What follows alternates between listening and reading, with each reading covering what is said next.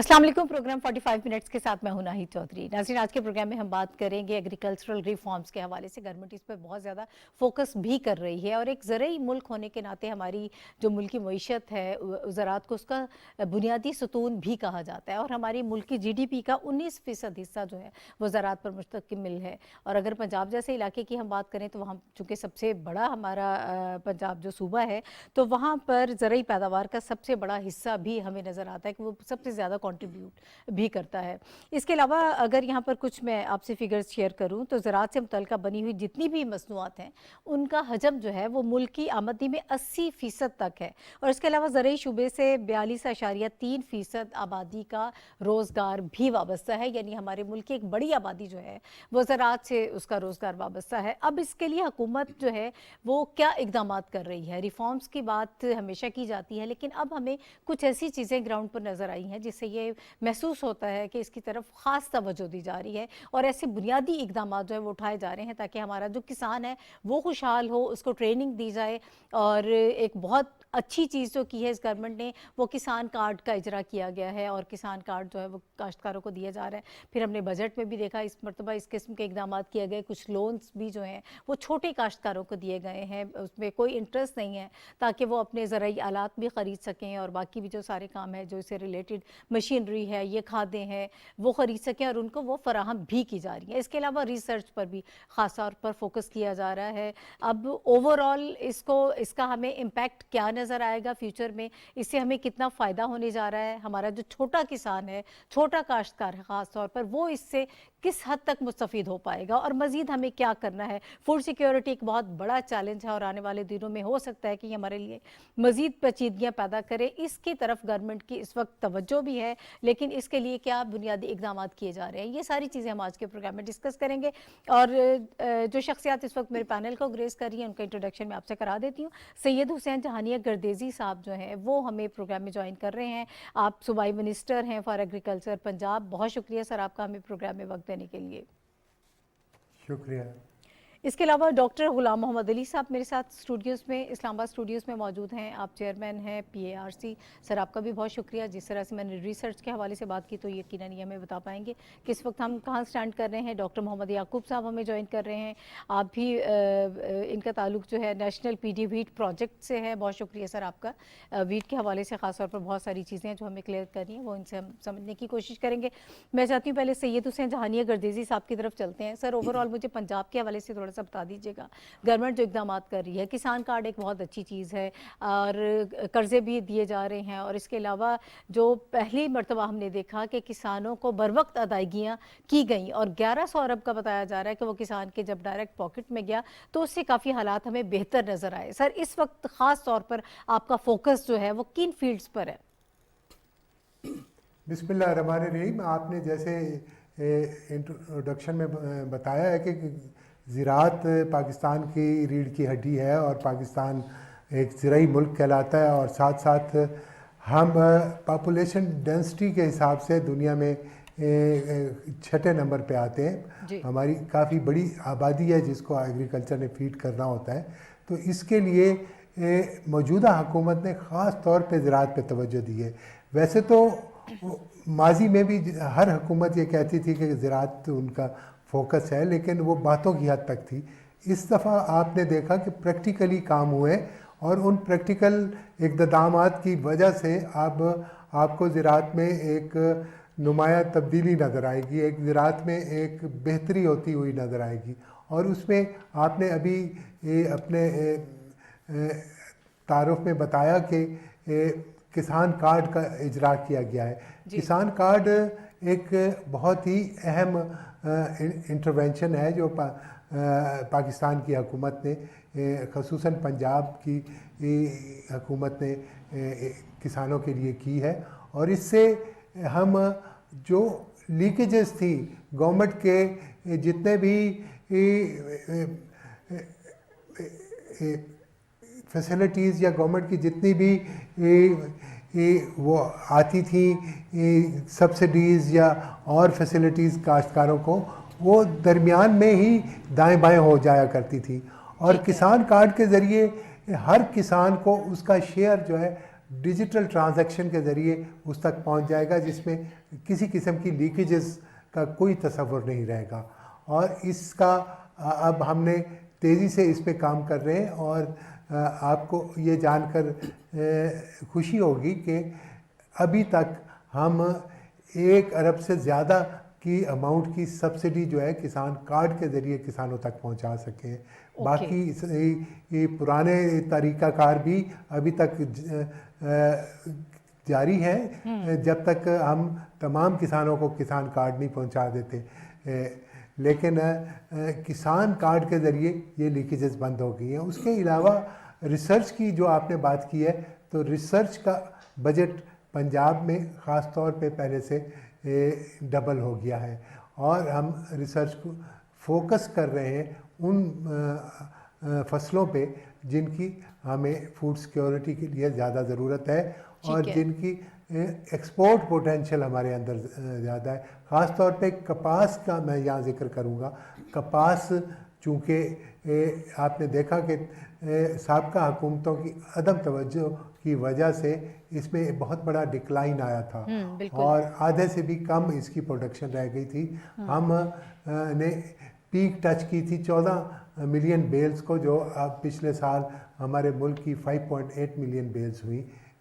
लेकिन इस साल आपने देखा कि कपास की पैदावार में खासी बेहतरी आई है। गो कि इस साल कपास की काश्त पहले से काफ़ी कम थी, लेकिन उसके बावजूद भी चूँकि बेहतर यील्ड आ रही है, इसमें फसलों की बेहतरी में यकीनी तौर पे अल्लाह का फजल शामिल होना बहुत ज़रूरी होता है, क्योंकि नेचुरल कैलेमिटीज़ से बचेंगी तो फसलें तभी होंगी। लेकिन और उसके साथ साथ हुकूमत की कोशिश की वजह से इस साल किसान को कपास से न सिर्फ बेहतर मुआवजा मिल रहा है, बल्कि अपनी टेक्सटाइल के लिए खासी मिकदार में रॉ मटेरियल भी मिल रहा है। जी जी बिल्कुल सर, मैं आपकी तरफ वापस आती हूँ। मजीद जो इक़दाम किए जा रहे हैं उनके हवाले से भी हम बात करेंगे। मैं चाहती हूँ कि डॉक्टर गुलाम मोहम्मद अली साहब से ज़रा हम बात कर लेते हैं। सर मुझे ये बताइएगा कि वज़ीर आज़म साहब ने फ़ौरी तौर पर जिस तरह से हम बात करें कि फ़ोकस किया है ज़राअत की तरफ बिल्कुल एमरजेंसी बेसिस पे, और एक ज़रूरी एमरजेंसी प्रोग्राम भी उन्होंने शुरू किया है। इस प्रोग्राम के हवाले से हमें बताएँ, और इस प्रोजेक्ट की हदूद क्या हैं, किन किन इलाकों में ये फॉल है इस वक्त प्रोग्राम। मैं ये चाहती हूँ कि ज़रा ये पहले आप हमें बता दीजिएगा। बिस्मिल्लाहिर्रहमानिर्रहीम। नहायत शुक्रिया आपका कि आपने बहुत ही फूड सिक्योरिटी बहुत एक अहम जो एरिया है उसके ऊपर फोकस किया, food security for Pakistan, for the country and for the nation. तो ये मैं ये ज़रूर आपसे कहना चाहता हूँ कि देखिए, ये जो गवर्नमेंट पाकिस्तान में फ़र्स्ट टाइम किसी गवर्नमेंट ने जो आते ही जो एक एग्रीकल्चर के ऊपर टास्क फोर्स बनाई, और उस टास्क फोर्स में पूरे पाकिस्तान से सारे प्रोविंसेस से और जो जितने भी स्टेक होल्डर उनकी डेलिब्रेशन के साथ ये प्रोजेक्ट्स बनाए। 277 बिलियन के प्रोजेक्ट सिर्फ एग्रीकल्चर में दिए। ठीक है। और इन प्रोजेक्ट्स में सिर्फ यही नहीं कि जो फार्मर, इसमें सारे stakeholder, federal departments, provincial departments और फार्मर्स सबको लिंक अप किया। ये लिंक अप किया कि किस तरह से हम रिसर्च को भी मद्देनज़र रखा, फिर हमारे जो एक्सटेंशन डिपार्टमेंट्स हैं उनको भी, और फिर जो फार्मर्स हैं फार्मर को भी साथ लिंक किया, और उसकी सपोर्ट के हवाले से पूरा एक निज़ाम बनाया कि किस तरह से हम फार्मर को डोर स्टेप के ऊपर उसकी पूरी सपोर्ट कर सकते हैं। तो इसमें वैसे जैसे मैंने बताया कि तकरीबन 13 प्रोजेक्ट हैं डिफरेंट, जिसमें फ़िशरीज़ के हवाले से, एनिमल के हवाले से। लेकिन अगर पाकिस्तान एग्रीकल्चर सर्च काउंसिल जो हम जिसको वो लेके चल रहे हैं, राइस, वीट, शुगर केन, ये जो फूड को सिक्योर करने के लिए मेन जो क्रॉप्स के हैं, पल्सेस पे भी है, तो इनके ऊपर फोकस किया। और उसमें जो क्योंकि फार्मर्स आपको पता है कि कुछ हमारी स्मॉल लैंड होल्डिंग हैं, कोई मीडियम लैंड होल्डिंग हैं जो फार्मर्स, तो वो इतना अफोर्ड नहीं कर सकते कि वो जितनी भी प्रॉपर वो सारी इनपुट्स और मशीनरी और उसकी जो मैकेनाइजेशन का हवाले से वो प्रोवाइड कर सकें। तो इन प्रोजेक्ट्स में 50% मशीनरी अच्छा, में मुख्तसरन किन किन एरियाज को इसमें शामिल किया गया पूरे मुल्क में? आप ये कह रहे हैं कि सारा इस पे काम किया जा रहा है। ये जो मैं बात करना चाहता हूँ कि जो फार्मर को सपोर्ट के हवाले से जो रिसर्च की हम बात करते हैं वो तो सेपरेट है कि जो डिफरेंट रिसर्च पे इंस्टीट्यूशन जैसे जहानी साहब ने बताया कि वो उसको में भी हमने फंड्स दिए, लेकिन इसमें स्पेशली जो फार्मर को फोकस किया उसमें मशीनरी 50% सब्सिडी पे मशीनरी, 50% फर्टिलाइज़र और सीड के हवाले से जो सर्टिफाइड सीड और जो प्योर सीड की एक बहुत इम्पॉर्टेंट वो है इसमें कि सीड की जो जर्मिनेशन और उसकी वो प्रॉपर और नई उसमें वैरायटी भी जो इंट्रोड्यूस करवा रहे हैं। सर, इस पे मैं बल्कि तफसील से बात करना चाहूँगी कि हम सीड के हवाले से बड़ा ये अहम होता है। डॉक्टर याकूब साहब की तरफ जाऊँगी। डॉक्टर साहब, वीट प्रोजेक्ट के हवाले से मुझे बताइएगा। हमारे यहाँ जो ये बताया जाता है, आप जो करेक्ट कीजिएगा इफ़ आई एम रॉन्ग, कि 50 मिलियन एकड़ रकबा जो है हमारे यहाँ ओवरऑल जो है ज़रूरी रकबा वो काबिल काश्त है, इतनी हमारे पास ज़मीन है, और 22 मिलियन एकड़ रकबे में सिर्फ हम गंदम काश्त करते हैं। तो सर, कितने हम इस वक्त आप ये कह सकते हैं कि इस काबिल हैं, कितनी हमारे अंदर कैपेसिटी है कि हम अपनी सारे इस्तेमाल के जो गंदम है वो खुद प्रोड्यूस करें? फिर समटाइम्स हमें बाहर से भी मंगवानी पड़ती है। इस वक्त ओवरऑल क्या सिचुएशन है? बिस्मिल्लाहिर्रहमानिर्रहीम, थैंक यू वेरी मच, बहुत शुक्रिया हमें यहाँ बुलाने का, और जो सबसे अहम इशू है पाकिस्तान का नेशनल फूड सिक्योरिटी का, उस पर मुज़ाकरात करने के लिए जो हमें बुलाया, मैं आपका बहुत मशकूर हूँ। हमारे पास जो वीट का जो इस वक्त रकबा है और जिस एरिया पे वीट लगाई जाती है उसको हम सही तौर पे काश्तकारी के असूलों के मुताबिक करें जी, तो हमें अपने टारगेट हासिल करने के लिए बेशक हम एरिया घटा भी सकते हैं। ओके जी, तो ये जो एरिया हम जो प्रोडक्शन हम हासिल कर रहे हैं ये बहुत कम है। हमारा जो ज़मींदार है, ओवरऑल सर हमारी ज़रूरत कितनी है इस वक्त? बताया तो ये जाता है ना कि जो हम गंदम जो हमारे यहाँ प्रोड्यूस हो रही है अभी शायद हम अपनी ज़रूरत पूरी नहीं कर पा रहे हैं, या ओवरऑल क्या कितनी ज़रूरत है हमारी? हम ज़रूरत के मुताबिक अपनी गंदम प्रोड्यूस कर रहे हैं? हाँ, इस वक्त जो हमारी 27.5 मिलियन टन हमने हासिल किया है, ये तो हमारी पूरी हो जाएगी। ठीक है, लेकिन हम नेक्स्ट जो हमारी जनरेशन बढ़ रही है 2030 तक जो हमारी जनरेशन आ गई, उसके लिए हमें इससे भी ज़्यादा मेहनत करनी पड़ेगी। और जो ये जो प्रोजेक्ट हमने गवर्नमेंट पाकिस्तान ने दिया है, ये अपनी पाकिस्तान की तारीख़ में अपनी नौयत का सबसे बड़ा प्रोजेक्ट है। इससे बड़ा प्रोजेक्ट कभी नहीं आया। और ये जिस तरह एक प्रोजेक्ट गवर्नमेंट चलाती है तो उसमें कोई कंज्यूमर का इशू होता है, उसको सामने रख के चलाती है, कभी ज़मींदारों का इशू होता है, कहीं इंपोर्ट एक्सपोर्ट का होता है। तो इसमें जो इशू है वो नेशनल फूड सिक्योरिटी का है। जो ज़मींदार हमारा हम जो पैदावार हासिल कर रहे हैं, हम जो पाकिस्तान में जो एवरेज जील्ड हमारी आ रही है, जिस वक्त हमने प्रोजेक्ट शुरू किया था उस वक्त 28 मन फी एकड़ थी, यानी इरिगेटेड और बारानी को मिलाकर जो पैदावार हमारी आती है वो 28 मन है। और इसी ही मुल्क में हमारे ऐसे ज़मींदार हैं जो 60-70 मन हासिल कर रहे हैं। ओके, अब ये जो 28 मन है और 27-70 मन है, इस जो गैप है, और इस गैप के अंदर जो यानी अवामिल कार फरमा है वो कौन कौन से हैं, उन चीज़ों को सामने रख के इस प्रोजेक्ट में सबको एड्रेस किया गया है। ठीक है, उसमें सबसे जो अहम है वो है बीज। इस वक्त जो पाकिस्तान में जो हम बीज यानी ज़मींदार को दस्तयाब है, सर्टिफाइड सीड जो क्वालिटी सीड होता है वो 20-25% से ज़्यादा नहीं है। बाकी जो 75% बीज है वो ज़मींदार या तो पुरानी वैरायटी लगा रहा है, सही है, या तो अच्छा सर मैं आपकी तरफ वापस आऊँगी। ये आपने बड़ा अच्छा जो है पॉइंट हमें दिया है। इस पर हमें गंदम के हवाले से ओवरऑल बीज के हवाले से भी बात करी है। सईद हुसैन जहानी करदेजी साहब की तरफ चलूँगी। सर, पंजाब चूँकि हमारा सबसे बड़ा सूबा है और सबसे ज़्यादा प्रोडक्शन भी वहाँ होती है, बड़ा हमें वहाँ से कॉन्ट्रीब्यूशन ज़्यादा है इकॉनमी में। सर, वीट के हवाले से ख़ास तौर पर जो आपके प्रोजेक्ट्स यहाँ पर चल रहे हैं वो मुझे बताइएगा, इस वक्त कितना काम हो रहा है, और ख़ास तौर पर जो बीज है, जो नई वैरायटीज़ इस वक्त इंट्रोड्यूस करवाई जा रही हैं, जो रिसर्च हो रही है, तो वो किस हद तक हमारा जो आम किसान है, छोटा किसान है, वो उससे मुस्तफ़ीद हो रहा है? पंजाब जो है वो पंजाब गंदम की 73% पैदावार जो है कंट्रीब्यूट करता है। ठीक है, बाकी इस सूबों के मुकाबले में पंजाब ही सरप्लस गंदम पैदा करता है। यहाँ पे इशू ये है कि हमारी आबादी बड़ी तेज़ी से बढ़ रही है। हमारी आबादी बढ़ रही है 2.5% सालाना के हिसाब से, और दुनिया में अगर आप डाटा उठा के देख लें तो कभी भी कहीं पे भी सीरियल प्रोडक्शन की इंक्रीज जो है दुनिया में 1.5% से ज़्यादा नहीं हुई।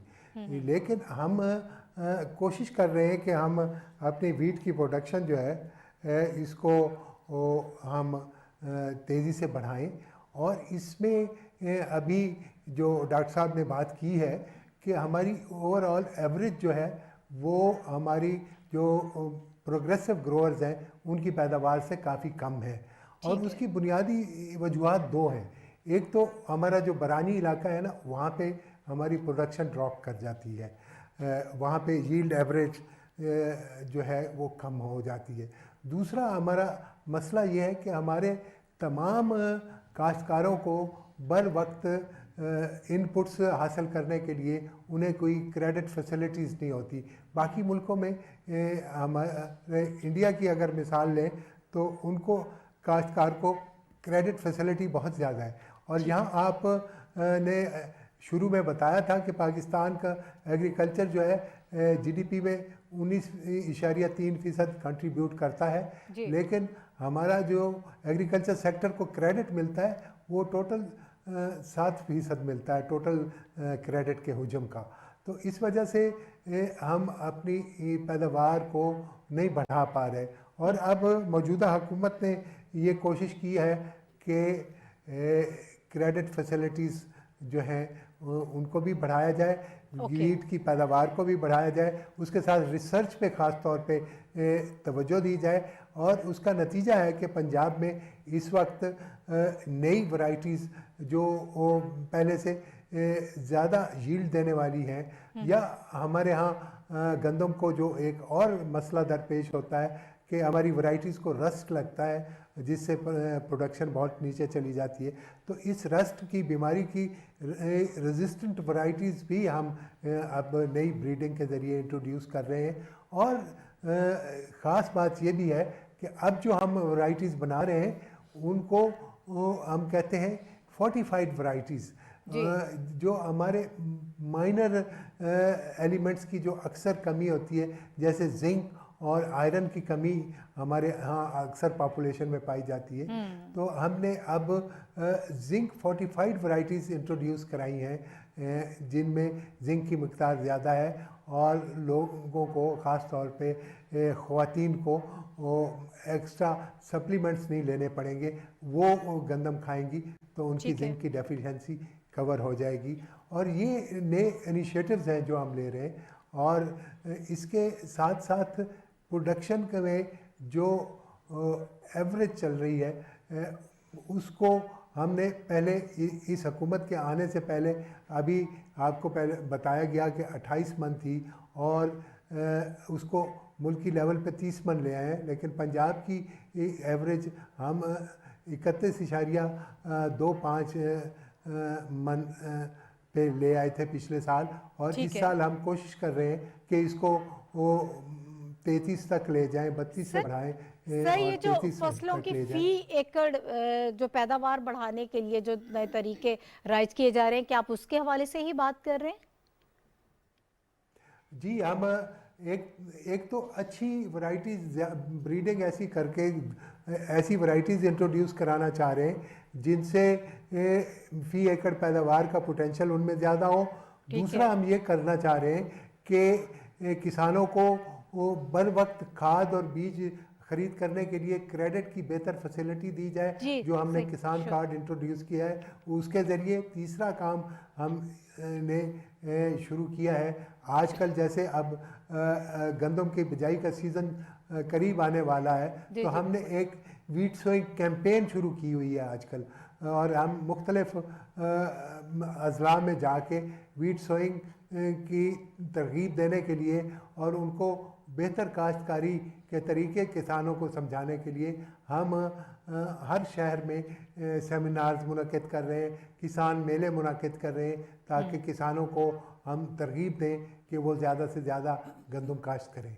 ठीक है और इसके साथ साथ एक और नुक्ते पे जी एक और नुक्ते पे सर मैं चाहूँगी कि उसको भी आप हमें बता दीजिएगा, रहनुमाई फरमाएं कि जो इरिगेशन सिस्टम है उसको भी बेहतर करने के लिए कुछ प्रोजेक्ट्स आप लोगों ने शुरू किए हैं, उसके हवाले से मुझे बताइएगा कि कितना जदीद उसमें हम मॉडर्न चीज़ें इस्तेमाल कर रहे हैं। अहम बात की आपने बड़ी अहम बात की है, क्योंकि आज की जो मॉडर्न ज़राअत है ये ज़मीन के बगैर तो हो सकती है, लेकिन पानी के बगैर नहीं हो सकती। जी बिल्कुल। तो इसलिए हमने अपने मुल्क में, चूँकि एक वक्त में पाकिस्तान वाटर सरप्लस कंट्री था, हमने उस वक्त अपने जो आदत डेवलप कर ली थी पानी ज़ाय करने की, वो आज तक हैं।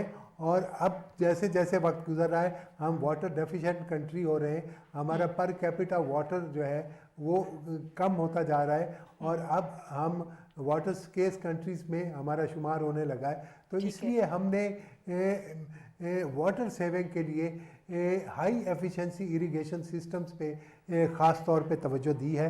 पंजाब में और मरकज़ में जो आपने देखा होगा कि इस साल बजट्स में हुकूमत पाकिस्तान के बजट में डैम्स के लिए एक खसीर रकम रखी गई है। पंजाब में जो हम इकदाम ले रहे हैं, हम काश्तकारों को 50% सब्सिडी दे के हाई एफिशिएंसी इरिगेशन सिस्टम दे रहे हैं, जिसमें ड्रिप इरिगेशन है, स्प्रिंकल इरिगेशन है, रेन गन सिस्टम है, पिवट सिस्टम है। तो इनसे हम पैदावार को बढ़ाने की पूरी कोशिश करेंगे, जिससे कि न सिर्फ पानी की बचत भी हो और हमारी फसलों की पैदावार भी बेहतर हो सके, क्योंकि ये हाई एफिशिएंसी इरिगेशन सिस्टम बहुत महंगे हैं। तो इसलिए ज़िम्मेदार को हमने 50% सब्सिडी दी है इस पे।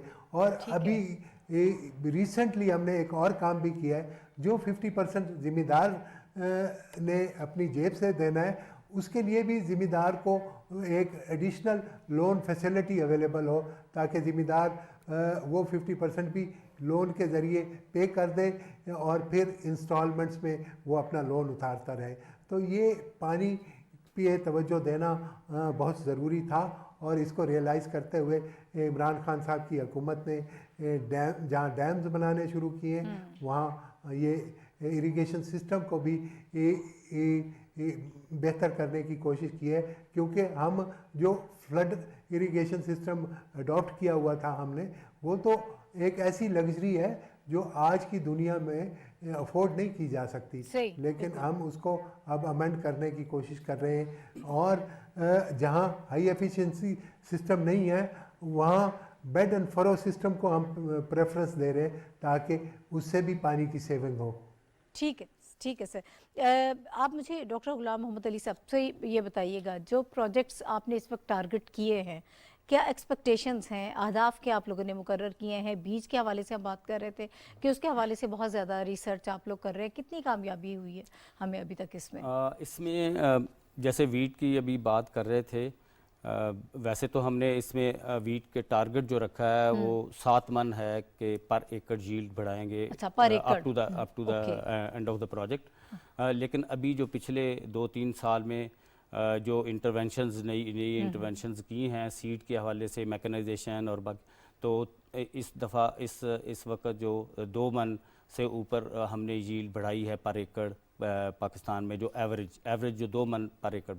और इसी तरह राइस की जो पहले थी उससे अभी 10 मन पर एकड़ यील्ड बढ़ी है। अच्छा। और शुगर केन का भी इसी तरह से वो है कि 88 मंथ्स पर एकड़ यील्ड बढ़ी। जो हमारे टारगेट्स वैसे अभी हम अचीव करेंगे इंशाल्लाह। 200 मन पर एकड़ है इसमें शुगर केन की, और 7 मन वीट की, और इसी तरह राइस की भी। तो ये अभी तक हमने जो टारगेट अचीव किए, और इसमें सारे अवामल शामिल हैं। जैसे सीड से लेके, मैं पहले बात की थी कि सीड से लेके हमें ग्रेन तक, जो वैराइटल डेवलपमेंट में भी हमने नई इनोवेशंस के साथ अभी मिनिस्टर साहब बात कर रहे थे, तो उसमें बायोटेक्नोलॉजी टूल्स और जीनोमिक्स के हवाले से जो ब्रीडिंग और डिफरेंट ट्रेड्स को, उसके जो रस्ट की बात करते हैं या डिजीज़ की बात करते हैं, तो डिजीज़ रेजिस्टेंट और इंसेक्ट रेजिस्टेंट और ड्राउट और साल्ट टॉलरेंट, ये सारे जो रिसर्चर हमारे जो वैरायटी डेवलपमेंट पे काम करते हैं, तो वो इन सारी चीज़ों को एड्रेस करते हैं। और फिर जब वो सीड फील्ड में जाता है, वहाँ पे जितनी भी मैकेनाइजेशन के हवाले से या वाटर के हवाले से हम बात करते हैं या पेस्टिसाइड के हवाले से, तो वो सारी जो उसके हवाले से जो गवर्नमेंट अभी सब्सिडी दे रही है और इन सारी चीज़ों को एड्रेस करते हुए ये हमारा यील्ड हम बढ़ा रहे हैं। और ये जो गैप है जो हम बता रहे थे कि जो 60 मन से ले रहा है एक जो प्रोग्रेसिव फार्मर और जो आम फार्मर वो अगर 28 मन या 20 मन ले रहा है, तो इस गैप को हम जो मीट करेंगे या इसको फिल करेंगे तो वो इसी तरह से करेंगे कि ये जो लेटेस्ट जो टेक्निक्स हैं टेक्नोलॉजीज़ हैं उसके ऊपर हम रिसर्च करके वीट को। और एक और मैं आपसे बात शेयर करना चाहता हूँ कि जैसे रिसर्चर हमारे जो वैरायटीज़ बनाते हैं तो 7-8 साल लगते हैं, तो अभी इन प्रोजेक्ट्स में हमने एक नई इंटरवेंशन की है कि जो स्पीड ब्रीडिंग के हवाले से कि स्पीड ब्रीडिंग प्रोग्राम हमने इंट्रोड्यूस किया इन पाकिस्तान कि जो वैरायटीज़ को हम जो 10 साल में बनाएंगे वो 3 साल में हम वैरायटी उसको वो इस्टेब्लिश कर लेंगे। और फिर जो बायोटेक्नोलॉजी के जो टूल्स हैं, जो बायोटेक्नोलॉजी के एरियाज़ हैं, उनको इस्तेमाल करते हुए जो जीनोमिक्स की बात करते हैं, तो इस बेस पे सारी डीएनए के हवाले से तो वो डिफरेंट ट्रेड्स को हम पिरामिड करेंगे इन ईच क्रॉप, तो जिससे वो इन्वायरमेंटल के हवाले से वो टॉलरेंस और उसमें रेजिस्टेंस आएगी जो वैरायटीज़ में, तो जो कि यील्ड में हेल्प आउट करेगी फार्मर को। ठीक है डॉक्टर याकूब साहब, सर मुझे ये बताइएगा, जिस तरह से डॉक्टर गुलाम मोहम्मद अली साहब कह रहे हैं कि एक प्रोग्रेसिव किसान जो है वो ज़्यादा बेहतर तरीके से काम कर रहा है, वो ज़्यादा फ़ायदा उठा भी रहा है और मुल्क को भी उससे ज़ाहिर है कि ज़्यादा फ़ायदा हो रहा है, और हमारे वो किसान जो उन्हीं रिवायती तरीक़ों पर चल रहे हैं वहाँ पर हमें ख़ासी अभी कमी नज़र आती है। सर इस गैप को कैसे ब्रिज कर सकते हैं? उनकी ट्रेनिंग के लिए क्या किया जा सकता है? कि आप लोग जो रिसर्च काउंसिल है आप लोगों की, इस हवाले से कोई काम करें आप? इस प्रोजेक्ट में जो रिसर्च ये जो गैप है यील्ड का, यानी जो पुअर फार्मर कह लें या जो लो यील्ड ले रहा है उसका और प्रोग्रेसिव फार्मर्स का, इनमें जो प्रोजेक्ट में जिन चीज़ों को एड्रेस किया गया है उन सारी चीज़ों को सामने रख के किया गया है। पहले तो यह है कि ज़मींदारों को सीड मुहैया किया जा रहा है, अच्छी किस्म का सीड जो रेजिस्टेंट वेराइटीज़ हैं, जो ऑलरेडी ज़मींदार पहले बीज लगा रहा है, पुरानी वैरायटीज़ जिनमें क़ुव्वत मुदाफ़त नहीं है, जिनमें रस्ट की डिजीज़ आती है, बीमारी आती हैं और पैदावार कम आती है, उनको हम रिप्लेस करने जा रहे हैं और इसका जो है ज़मींदारों को नया बीज दे रहे हैं। एक तो ये है। दूसरा, इसके साथ जो है ज़मींदारों को हम ट्रेनिंग दे रहे हैं। सबसे अहम बात है ज़मींदारों को ट्रेनिंग। क्या मैकेनिज्म है आपका, किस तरह से ट्रेन करते हैं लोगों को? वर्कशॉप्स वगैरह का इनेकाद किया मेगा जाता गैदरिंग है कर रहे हैं, वर्कशॉप्स लोकल लेवल पर जहाँ पर वो रहते हैं? जी हाँ, डिस्ट्रिक्ट लेवल पे वर्कशॉप्स करते हैं, ट्रेनिंग्स करते हैं, मेगा गैदरिंग्स करते हैं और ज़मींदारों को बुला के उनको ट्रेनिंग देते हैं कि यानी इनपुट डालेंगे तो इतना फ़ायदा होगा, वैराइटीज़ के बारे बताते हैं, इनपुट्स के बारे बताते हैं, प्लांट प्रोडक्शन मेजर्स बताते हैं, यानी सारी टेक्नोलॉजी होते बताते हैं। इसमें ये तो एक तो हम सीड दे रहे हैं, दूसरा हम डिमॉन्स्ट्रेशन प्लाट दे रहे हैं जो या कहते हैं ना सीइंग इज़ बिलीविंग, कि ज़मींदार को जो फुल टेक्नोलॉजी है उसके ज़मीन के ऊपर जाके लगाना। ठीक है, ये हम हर तहसील लेवल पर लगा रहे हैं, यूनियन काउंसिल लेवल पर लगा रहे हैं और वहाँ पर ज़मींदार को अच्छा बीज, पूरी टेक्नोलॉजी, पूरी फर्टिलाइज़र, टाइम पे सोइंग करना, सारी कुछ दे के वहाँ, और फिर वहाँ पर ज़मींदारों को इकट्ठा करके वहाँ पर ट्रेनिंग देते हैं कि भाई देखें हमने जो क्रॉप लगाई है, आप अपनी क्रॉप भी देखें, हमारी क्रॉप भी देखें, हमने ये इनपुट डाले हैं, अब इस तरीके से अगर लगाएंगे क्रॉप तो आपका फ़ायदा होगा। तो सर जो छोटा काश्तकार है, जो छोटा किसान है, वो किस हद तक सेटिस्फाई है इन सारे तरीक़ाकार से, या जो सब्सिडी दी जा रही है उससे क्या क्या फ़र्क देखते हैं आप? मज़ीद ये जो सब्सिडी दी जा रही है ये दी भी छोटे ज़मींदार को रही है। ओके, 12.5 एकड़ से 12.5 तक जिसके लिए उसको है, उससे बड़े ज़मींदारों को नहीं दी जा रही है। यानी जो छोटे ज़मींदार हैं उनको दी जा रही है ताकि वो टेक्नोलॉजी, क्योंकि मेजर यानी 90% जो ज़मींदार है हमारा छोटा ज़मींदार है, उन्हीं के प्रॉब्लम्स को एड्रेस करके उन्हीं को हम ट्रेनिंग दे रहे हैं, उन्हीं को सब्सिडी दे रहे हैं ताकि वो हमारी टेक्नोलॉजी अडॉप्ट करें और प्रोडक्शन की तरफ। अच्छा सर, एक और बहुत अहम चीज़ है, खादों की कीमतें जो हैं वो बढ़ गई हैं, उसकी वजह से क्या इम्पैक्ट आ रहा है? क्या उससे डिस्टर्ब हो रहे हैं, कुछ डिप्रेशन नज़र आ रहा है हमारे किसान? हाँ, ये खादों की कीमत बढ़ने से कुछ यानी हमारे जो टारगेट्स हैं वो स्लो डाउन हो जाएंगे, क्योंकि 2 फैक्टर होते हैं, एक वैरायटी है जो रोल प्ले करी है पैदावार में और दूसरा मेजर जो फैक्टर है वो मैनेजमेंट है। और मैनेजमेंट में फर्टिलाइज़र भी आती है, इनपुट्स आती हैं सारी। और हम यही यानी ज़मींदारों को भी कहते रहते हैं, और ज़मींदार इसी वजह यानी सबसे जो मेजर रीज़न है हमारी प्रोडक्शन की कमी की, वो ये है कि ज़मींदार इनपुट इस्तेमाल नहीं करता, फर्टिलाइज़र इस्तेमाल नहीं करता। हम 2 बोरी DAP रिकमेंड करते हैं तो वो बमुश्किल 1 बोरी डालता है। अब जब फर्टिलाइज़र की कीमत बढ़ गई है तो ज़ाहिर है अफोर्डेबिलिटी का इशू है, जाहिर है वो फिर कम हाँ, तो हो सकता है इस पर भी वो पूरा ना आ सके। तो ये मैनेजमेंट में थोड़ा वो फॉल्ट आ जाएगा, और इसमें हमारे जो तेजी से हम टारगेट की तरफ जा रहे हैं, थोड़ा स्लो डाउन हो सकता है। लेकिन इंशाल्लाह यानी ज़मींदार जो है हमको ट्रेनिंग भी दे रहे हैं, फर्टिलाइज़र सब्सिडी भी दे रहे हैं, सीड भी दे रहे हैं। और इसके साथ साथ एक और जो बड़ी इंटरेस्टिंग एक्सरसाइज है और प्रोडक्टिव एक्सरसाइज है, वो है ज़मींदारों का कंपटीशन। ओके, हर यानी ज़िले में हमने इनाम रखा है ज़मींदारों का कि जिसकी पैदावार ज़्यादा आएगी उनको इनाम देंगे। सूबे लेवल पे 3 इनाम है और डिस्ट्रिक्ट लेवल पे 3 इनाम है।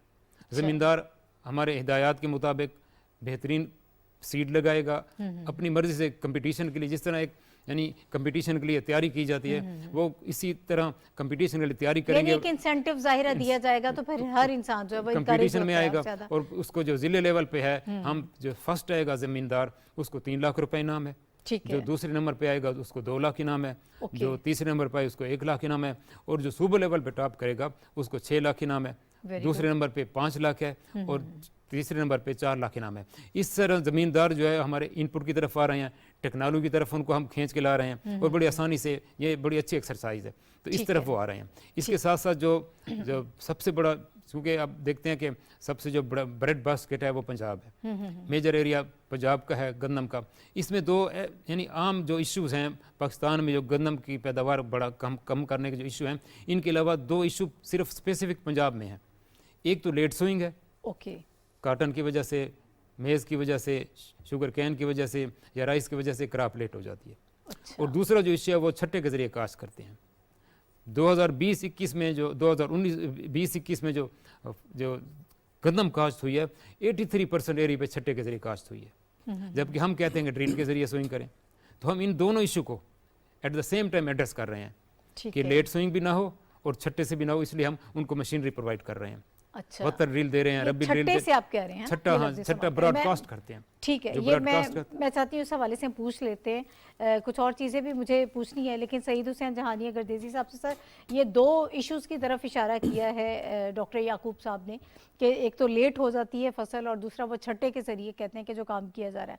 और सर एक तो फर्टिलाइज़र्स की कीमतों के हवाले से एक बड़ा जो है वो मसाइल इस वक्त आ रहे हैं कुछ किसानों को, और अभी पिछले दिनों एक ख़बर ये भी हम सुन रहे थे कि ज़राअत पर भी टैक्स लागू कर दिया जाएगा, सब्सिडी दी जा रही है, बहुत सारे अच्छे काम हो रहे हैं, लेकिन इस खबर ने थोड़ा सा डिप्रेस कर दिया किसानों को। क्या ये खबर दुरुस्त है? पहले मुझे ये बता दीजिएगा।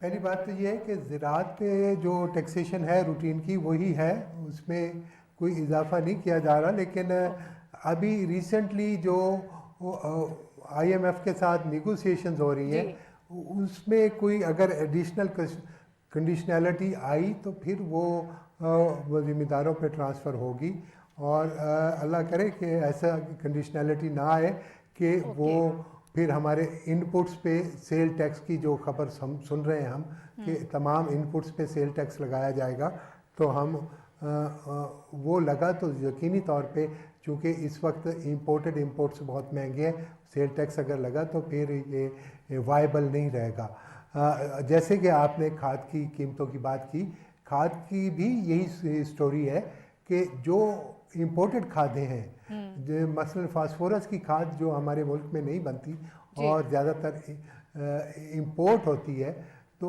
वो इंटरनेशनल मार्केट में उसकी कीमत इतनी ज़्यादा बढ़ गई है कि इस वक्त बहुत महंगी मिलती है। लेकिन उसके साथ साथ जो नाइट्रोजन फर्टिलाइज़र्स हैं वो हम चूँकि मुल्क में बनाते हैं तो उसकी कीमत में इजाफा नहीं हुआ, और वो इंटरनेशनल मार्केट से हमारे किसान को बहुत सस्ती मिल रही हैं। अगर नाइट्रोजन फर्टिलाइज़र भी खुदा न खास्ता हम इंपोर्ट कर रहे होते तो वो भी इस वक्त DAP की तरह 750 रुपये की बोरी मार्केट में बिक रही होती। तो ये हमारे किसानों पे प्रेशर उन्हीं चीज़ों का है जो इनपुट्स हम इंपोर्ट करते हैं। जैसे डीज़ल है, ये हम ज़्यादातर इंपोर्ट करते हैं तो उसकी कीमत भी बढ़ गई है, वो भी किसानों पे प्रेशर है। या मशीनरी जो हम इंपोर्ट करते हैं उसकी कीमत भी बढ़ गई है, वो भी किसानों पे एक एडिशनल बर्डन है। ये तमाम तर इम्पोर्टेड इनपुट्स महंगे हैं और वो किसानों पे इस वक्त कॉस्ट ऑफ प्रोडक्शन पे इफ़ेक्ट कर रहे हैं। ये एक हकीकत है, क्योंकि कोविड-19 की बाद इंटरनेशनली प्राइसेस हर चीज़ की बहुत ऊपर चली गई हैं, उसका खमियाजा हमें भी भुगतना पड़ रहा है। और इसके साथ जो दूसरी आपने बात की है कि पंजाब में गंदम लेट हो जाती है, ये एक हकीकत है कि पंजाब में गंदम जब लगती है तो वो कुछ लेट हो जाती है, क्योंकि उससे पहले यहाँ हमने चावल लगाया होता है जो हार्वेस्ट करके उसके बाद हमने गंदम लगानी होती है, या हमने गन्ना काट के फिर उसकी जगह गंदम लगानी होती है, या हमने कपास काट के उसकी जगह गंदम लगानी होती है। चूँकि एक तो माजी में हमारे ज़राअत पे तवज्जो नहीं दी गई, हमारे मुकाबले में जो इंडियन फार्मर है उसके पास ऐसे इम्प्लीमेंट्स मौजूद हैं जो वो वन गो में वो जो फसल बर्दाश्त होती है उसका रिमेनिंग जो भी स्टफ़ होता है, जो रेजिड्यूल्स होते हैं, उनको क्रश करके ज़मीन में मिक्स कर देता है। एक तो वो खाद बन जाती है और दूसरा साथ ही साथ वो उसका में कल्टीवेशन भी कर लेता है, तो टाइम उसको जो सेव करने में मिलता है। मसलन राइस के फील्ड में उनके पास एक इम्प्लीमेंट है सुपर सीडर जो चलाते हैं और वो रेजिड्यूल को भी मिक्स करता जाता है और साथ वीट की सोइंग भी करता जाता है, वीट को खाद भी देता जाता है। तो ये मैंने जब से ये जिम्मेदारी संभाली है मैंने काफ़ी तशवीश ज़ाहिर किया और अपने एग्रीकल्चर इंजीनियर्स को इस काम पे लगाया है कि वो लोकली ये मशीन बनाएं ताकि हमारे काश्तकार को भी टाइम सेविंग हो सके गंदम काश्त करने के लिए। इसी तरह कॉटन के लिए भी हमारे काश्तकारों को ऐसी मशीन इंडिया वालों के पास जो है कि वो साथ ही साथ छटियाँ जो हैं उनको क्रश करते जाते हैं और सोइंग भी वन गो में करते जाते हैं, तो उससे उनकी टाइम सेविंग हो जाती है। वो कम से कम एक हफ़्ता पहले सोइंग कर लेते हैं। और तीसरी बात जो है शुगर केन जो है उसको काट के जहाँ गंदम लगनी होती है, तो चूँकि शुगर केन की जो मिल हैं वो जब देर से क्रशिंग स्टार्ट करती हैं तो उससे हमारी गंदम लेट हो जाती है। इसीलिए पिछले साल हुकूमत ने शुगर मिलों को जल्दी स्टार्ट करवाया था और उसका पॉजिटिव रिज़ल्ट भी आया, गंदम जल्दी लगी और हमारी बेहतर पैदावार हुई। तो ये इक़्तिदामात हैं जिनको काबू करने के लिए हम कोशिश कर रहे हैं और इंशाअल्लाह ताला इसमें बेहतरी ठीक है सर, मैं वापस आऊंगी आपकी तरफ। सर ओवरऑल क्या चैलेंजेस इस वक्त आप देख रहे हैं जो आप लोग प्रोजेक्ट्स कर रहे हैं उनके हवाले से, या जो हमारे किसान हैं उनके हवाले से इस वक्त क्या आपके जहन में चीज़ें हैं? मेजर देखिए, मेजर जो फोकस है ना वो फार्मर जो मेन जो प्लेयर है या जो मेन जो है वो फार्मर है, जो कि उसकी इकोनॉमिक्स और उसकी प्रॉफिटेबिलिटी को हमने किस तरह बढ़ाना है। अगर उसको प्रॉफिटेबिलिटी होगी तो फिर वो ग्रो करेगा, जो भी जिसमें जहाँ पे उसको प्रॉफिट मिलेगा या उसकी इकोनॉमिक्स बेहतर होगी तो वही काम करेगा फार्मर। और फार्मर को किस तरह से हमने स्ट्रॉन्ग करना है, किस तरह से उसकी प्रॉफिटेबिलिटी और उसकी इकोनॉमिक्स को आगे लेके जाना है, वो है कि जो जितनी भी चीज़ें अभी मिनिस्टर साहब ने बताया कि हम मशीनरी है, सीड है, हर चीज़ रिसर्च साइंस और टेक्नोलॉजी से हर चीज़ सीड है या मशीनरी है, जो सारी हर चीज़ को हम यहाँ पाकिस्तान में इंडिजनाइज करें। यहाँ पे हम कैपेसिटी बिल्डिंग करें, अपने यंग लोगों को, अपने जो हमारे एजुकेटेड लोग उनको हम ट्रेन करें ताकि वो मशीनरी अगर बनानी है तो वो भी हम पाकिस्तान में बनाएं। और और सीड अगर पैदा करना है तो वो भी पाकिस्तान में हो, कोई चीज़ हमें बाहर से ना मंगवानी पड़े। और उसके लिए हमें उन हाईटेक एरियाज़ पे जाना पड़ेगा कि जैसे मैंने पहले भी बताया कि मैकेनाइजेशन भी अब उस तरह से आपने करनी है कि जो मशीनरी अगर बनानी है तो जो 3D सिस्टम और कंप्यूटराइज सिस्टम जो सारी दुनिया में जहाँ पे उन इंटरनेशनल स्टैंडर्ड्स के ऊपर। सर ये कितना अरसा लग जाएगा? जो ये सारी चीज़ें तो बहुत ज़बरदस्त हैं, लेकिन एक मुश्किल काम है इम्प्लीमेंटेशन का। हम कब तक, हम एक तरफ ये बात कर रहे हैं कि हम चाइना से भी थोड़ा सा वो गाइडेंस लेना चाहते हैं, उस मॉडल को भी थोड़ा अपने यहाँ अप्लाई करना चाहते हैं। यहाँ पे ना विल की कोई टाइम फ्रेम नहीं है, आप इस वक्त विल की ज़रूरत है। अगर आपके अंदर विल है तो मैं कहता हूँ कि सारी चीज़ें हम एक वार फुटिंग पे एक साल में भी कर सकते हैं स्टार्ट। ठीक है डॉक्टर याकूब स्टार्ट।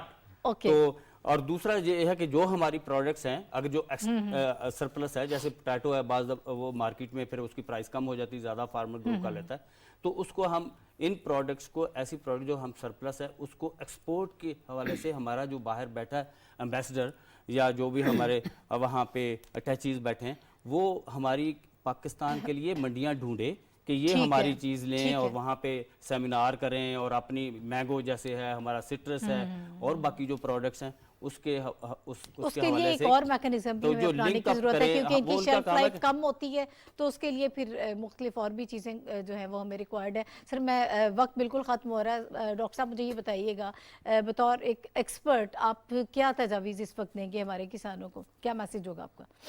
इस साल जो ज़मींदार नई फसल लगा रहे हैं उनके लिए हमारी तरफ से यही मैसेज होगा कि प्योर सीड इस्तेमाल करें, सर्टिफाइड सीड की तरफ भागें। जो पुराना सीड जो है कई सालों से उनके पास आ रहा है, जिनमें क़ुव्वत मुदाफ़त कम है, पैदावार सलाहियत कम है, उसको रिप्लेस करें और दूसरा वही सीड इस्तेमाल करें। जिन ज़मींदारों के पास सीड पहुंचा है वो बजाय इसके कि वो जाके मंडी बेचें, वो अपने यानी नाइबर ज़मींदार जो हैं उनके पड़ोसियों को उधर बेचें। पहली बात तो ये है।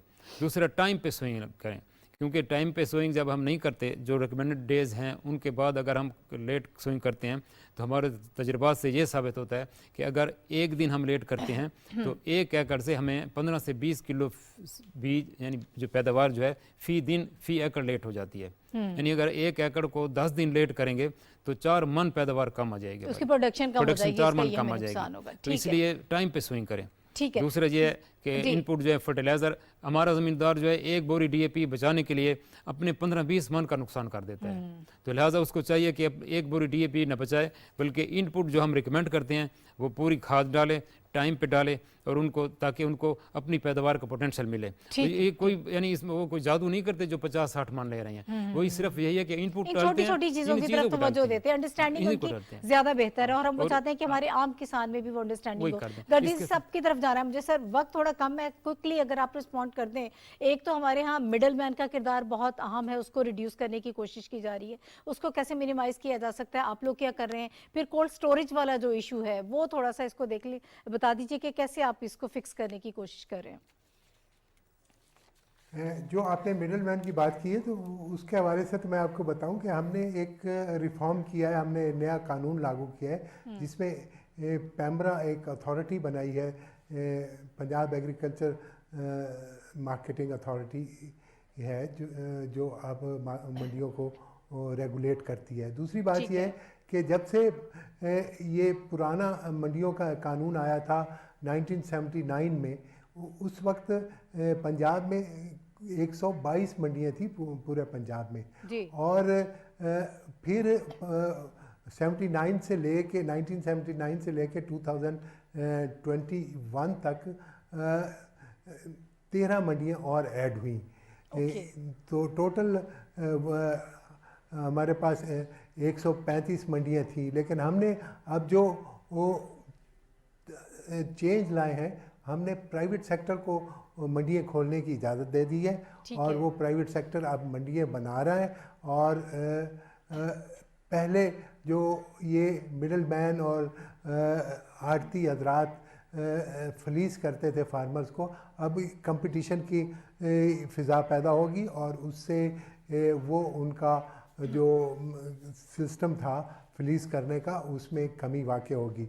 दूसरा, हम ने नए एक्ट के तहत वर्चुअल मार्केट्स का इंट्रोडक्शन किया है, जो वर्चुअल मार्केट फार्मर्स खुद वर्चुअल मार्केट के ज़रिए एक डैशबोर्ड पे वो अपना माल को डिस्प्ले करेगा, वहीं कंप्यूटर पे बैठ के अपने सौदे करके अपने प्रोडक्ट को बेच सकेगा। ठीक है, और इस तरह के और भी कई इक़दाम किए और इंशाअल्लाह ताला ये मार्केटिंग के निज़ाम को हम बेहतर कर रहे हैं और इंशाअल्लाह हो जाएगा। बहुत शुक्रिया। और लेकिन मैं आखिरी बात जो करना चाहता हूँ वो यही है कि जिस तरह प्राइम मिनिस्टर इमरान खान साहब ने इस एग्रीकल्चर पे फोकस किया है, ये पॉलिसी की अगर कंटिन्यूटी हुई तो पाकिस्तान का एग्रीकल्चर बहुत तरक्की करेगा और न सिर्फ पाकिस्तान फूड सरप्लस होगा बल्कि फूड एक्सपोर्टर कंट्री बनेगा। ठीक है, बहुत शुक्रिया सैयद हुसैन जहानिया करदेसी साहब, डॉक्टर गुलाम मोहम्मद अली साहब और डॉक्टर मोहम्मद याकूब साहब नाज़रीन हमारे साथ मौजूद थे।